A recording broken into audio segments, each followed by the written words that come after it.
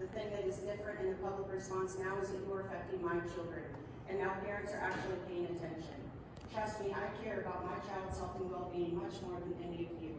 I could have cared less about politics until now, but trust me, I will go and speak at uncomfortable venues and watch your boring meetings and fight for our children and our rights harder and longer than you ever gave parents credit for. I now call for the resignation of Dr. Remington because of the way he's handled the COVID response. He has no right to manipulate the color of our county going against state guidelines to pursue his own agenda, or lie to parents and change the goalposts of previously stated guidelines to keep his control.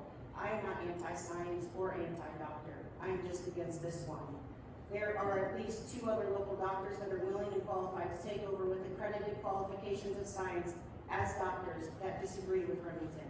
We need a leader who, when presented with new data, can use his expertise and education to weigh all options that protect both health and our freedoms, who can present all the facts to the public. A leader that we can trust is still hopefully possible in this day and age.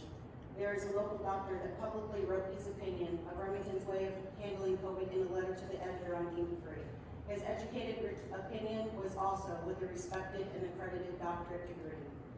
I ask the commissioners, if we want a health officer that is nothing more than a voice box of the government who will always lean towards the experts of federal government as making the final decision on what is safest for our children. After all, these are supposed to be the smartest men in the world studying to find out what is best for them, and they should know what's best, right? Let me read to you a quote from an FDA member in the news article I read November 1st, 2021. Dr. Eric Rubin, an advisory committee member of the FDA, said this about the COVID vaccine in children 5 to 11 during an official FDA hearing. We were never going to learn about how safe the vaccine is until we start giving it. That's just the way it goes. I personally don't want a doctor to do what's best for the government most recent agenda, but for me and my children first. Our community deserves the same. The board intertwined with the school board and the health department to take complete control over what they think that our children should do for their health, and parents are just to sit back and release control to perfect strangers that see our children as just a number on a report to give stats to the state was a serious lack of insight. In conclusion, just a reminder to both school and health department board members who think that they care about my children's health more than their own mother. I'll be sure to call each and every one of you each time my child comes home crying over hurt feelings, and skin knees, broken bones, and 6 sleepless, feverish nights. We are not paid by taxpayers for these services that we give to them. We do it out of love.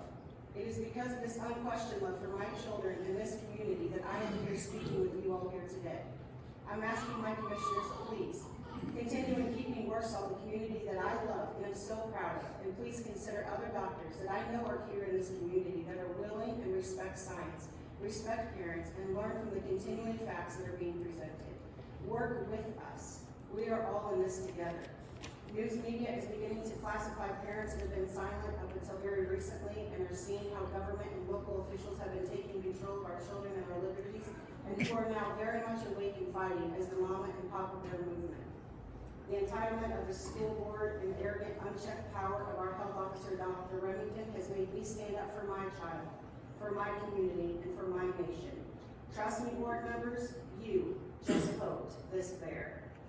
Consider that unprecedented times breeds unprecedented leaders. I thank you, commissioners, for your time and consideration of my thoughts. Amen.